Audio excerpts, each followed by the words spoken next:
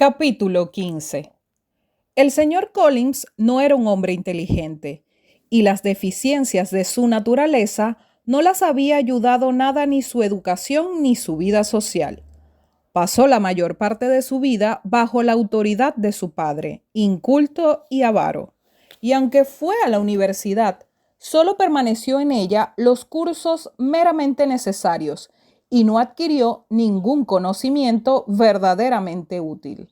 La sujeción con la que le había educado su padre le había dado en principio gran humildad a su carácter, pero ahora se veía contrarrestada por la vanidad obtenida gracias a su corta inteligencia, a su vida retirada y a los sentimientos inherentes a su repentina e inesperada prosperidad. Una afortunada casualidad le había colocado bajo el patronato de Lady Catherine de Bourgh, cuando quedó vacante la rectoría de Hunsford, y su respeto al alto rango de la señora y la veneración que le inspiraba por ser su patrona, unidos a un gran concepto de sí mismo, a su autoridad de clérigo y a sus derechos de rector, le habían convertido en una mezcla de orgullo y servilismo, de presunción y modestia. Puesto que ahora ya poseía una buena casa y unos ingresos más que suficientes, Collins estaba pensando en casarse. En su reconciliación con la familia de Lombard, buscaba la posibilidad de realizar su proyecto, pues tenía pensado escoger a una de las hijas. En el caso de que resultasen tan hermosas y agradables como se decía. Este era su plan de enmienda o reparación por heredar las propiedades del padre, plan que le parecía excelente, ya que era legítimo, muy apropiado, a la par que muy generoso y desinteresado por su parte. Su plan no varió en nada al verlas. El rostro encantador de Jane le confirmó sus propósitos y corroboró todas sus estrictas nociones sobre la preferencia que debe darse a las hijas mayores. Y así, durante la primera velada, se decidió definitivamente por ella. Sin embargo, a la mañana siguiente tuvo que hacer una alteración, pues antes del desayuno mantuvo una conversación de un cuarto de hora con la señora Bennet. Empezaron hablando de su casa parroquial y lo que le llevó naturalmente a confesar sus esperanzas de que pudiera encontrar en Lombard a la que había de ser la señora de la misma. Empezaron hablando de su casa parroquial, lo que le llevó, naturalmente, a confesar sus esperanzas de que pudiera encontrar en Lombard a la que había de ser la señora de la misma. Entre complacientes sonrisas y generales estímulos, la señora Bennet le hizo una advertencia sobre Jane. En cuanto a las hijas menores, no era ella quien debía argumentarlo. No podía contestar positivamente, aunque no sabía que nadie les hubiese hecho proposiciones. Pero en lo referente a Jane, debía prevenirle, aunque al fin y al cabo era cosa que solo ella le incumbía, de que posiblemente no tardaría en comprometerse. Collins solo tenía que sustituir a Jane por Elizabeth, y espoleado por la señora Bennet, hizo el cambio rápidamente. Elizabeth, que seguía a Jane en edad y en belleza, fue la nueva candidata. La señora Bennet se dio por enterada y confiaba en que pronto tendría a 2 hijas casadas. El hombre de quien el día antes no quería ni oír hablar, se convirtió de pronto en el objeto de su más alta estimación. El proyecto de Lydia de ir a Meryton seguía en pie. Todas las hermanas, menos Mary, accedieron a ir con ella. El señor Collins iba a acompañarlas a petición del señor Bennet, que tenía ganas de deshacerse de su pariente y tener la biblioteca solo para él, pues allí le había seguido el señor Collins después del desayuno y allí continuaría, aparentemente ocupado con uno de los mayores folios de colección, aunque en realidad hablaba sin cesar al señor Bennet de su casa y de su jardín en Hunsford. Tales cosas le descomponían enormemente. La biblioteca era para él el sitio donde sabía que podía disfrutar de su tiempo libre con tranquilidad.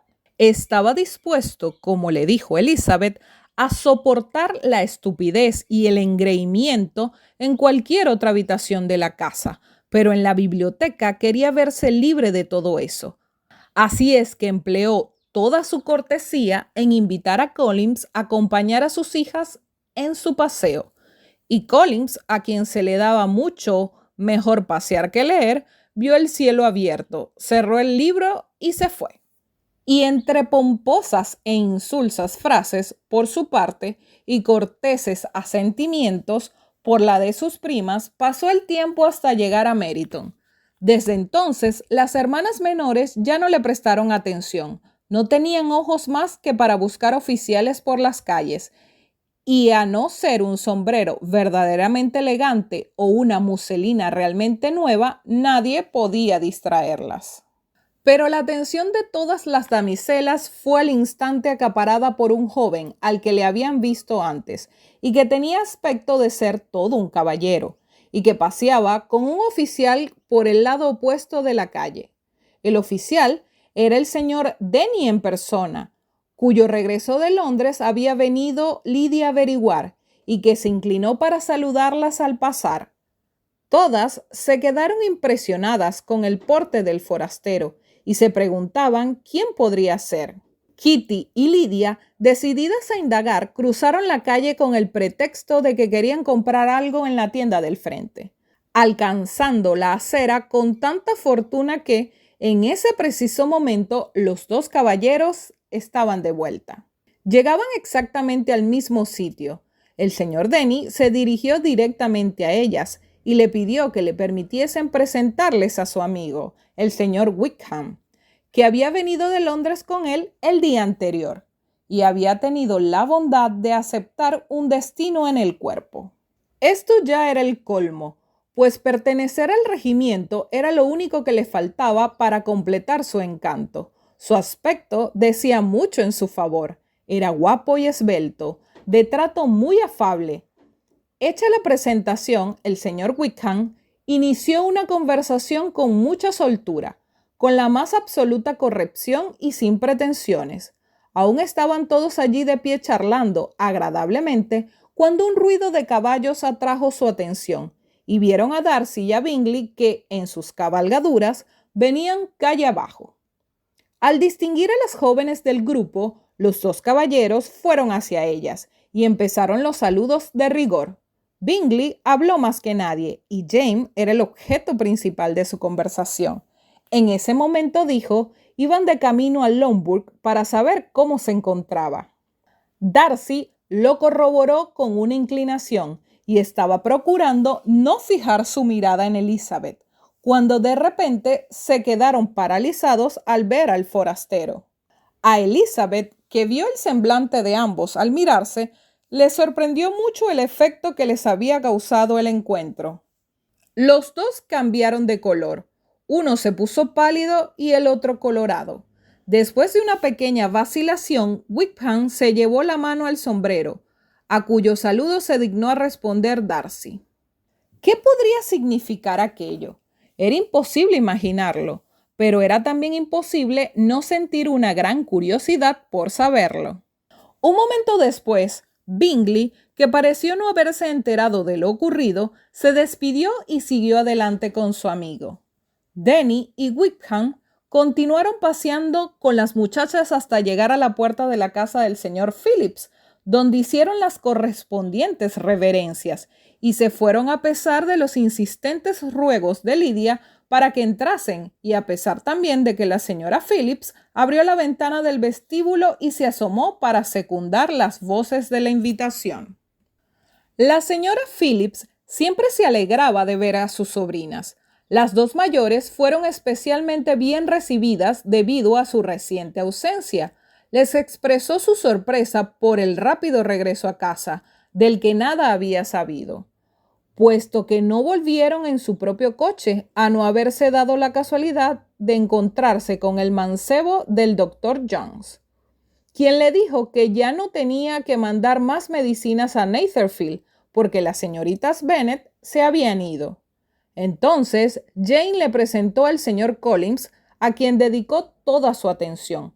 Le acogió con la más exquisita cortesía, a la que Collins correspondió con más finura aún, disculpándose por haberse presentado en su casa sin que ella hubiese sido advertida previamente.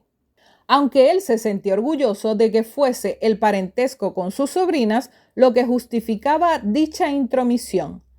La señora Phillips se quedó totalmente abrumada con tal exceso de buena educación, pero pronto tuvo que dejar de lado a este forastero por las exclamaciones y preguntas relativas al otro. La señora Phillips no podía decir a sus sobrinas más de lo que ya sabían, que el señor Denny lo había traído a Londres y que se iba a quedar en la guarnición del condado con el grado de teniente. Agregó que lo había estado observando mientras paseaba por la calle, y si el señor Wickham hubiese aparecido entonces, también Kitty y Lydia se habrían acercado a la ventana para contemplarlo. Pero por desgracia, en aquellos momentos no pasaban más que unos cuantos oficiales que, comparados con el forastero, resultaban unos sujetos estúpidos y desagradables. Algunos de estos oficiales iban a cenar al día siguiente con los Phillips, y la tía les prometió que le diría a su marido que visitase a Wickham para que lo invitase también a él. Si la familia de Longbourn quería venir por la noche. Así lo acordaron, y la señora Phillips le ofreció jugar a la lotería y tomar después una cena caliente. La perspectiva de semejantes delicias era magnífica y las chicas se fueron muy contentas. Collins volvió a pedir disculpas al salir y se le aseguró que no eran necesarias. De camino a casa, Elizabeth le contó a Jane lo sucedido entre los dos caballeros, y aunque Jane lo habría definido de haber notado algo raro, en este caso, al igual que su hermana, no podía explicarse tal comportamiento. Collins halagó a la señora Bennet, ponderándole los modales y la educación de la señora Phillips. Aseguró que aparte de Lady Catherine y su hija, nunca había visto una mujer más elegante, pues no solo le recibió con la más extremada cortesía, sino que, además, le incluyó en la invitación para la próxima velada, y a pesar de serle totalmente desconocido, claro que ya sabía que debía atribuirlo a su parentesco con ellos, pero no obstante en su vida había sido tratado con tanta amabilidad.